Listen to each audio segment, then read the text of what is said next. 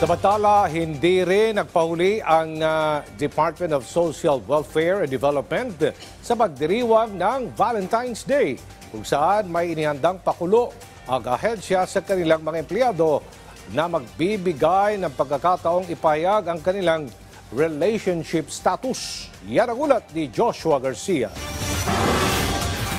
Valentine's Day ngayon. Hindi pinag-uniforme ang mga empleyado sa opisina ng Department of Social Welfare and Development. Pero hindi lahat nakapula. Dahil sa araw na ito, ang bawat kulay na suot nila may kahulugan dahil color-coded o depende sa kulay ang relationship status ng mga empleyado. Para naman, kuwela ang araw na ito. Ang sabi, kapag nakapula, in love. Blue para sa na-friendzoned. Brown para sa marupok.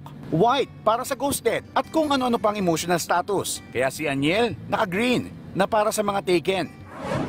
Okay lang, para maging aware lahat sa mga status ng bawat isa dito. Nag-green ako kasi taken na ako at saka sabi ng asawa ko, mag-green ako para alam nilang taken na ako. Meron din namang mga nag-uniforme pa rin na ang ibig sabihin, lakong pake, ikinatuwa ng mga empleyado ng ahensya para pahinga naman daw sa uniforme.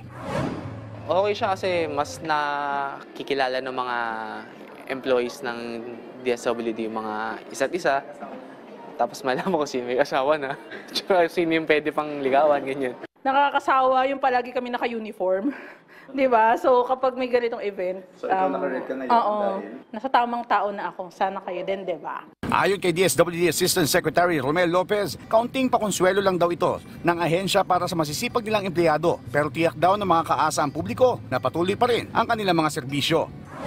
Siguro para mag-loosen up din ng konti kasi medyo lagi kami nakapolo barong eh. This time around, we can freely express ourselves ngayong araw ng mga puso. But then, kahit po tayo medyo nag-i-enjoy, may something very light and bright ngayong araw ng mga puso. Umasa po kayong inyong DSWD, round the clock pa rin nagtatrabaho para po sa welfare and development ng ating mga kababayan.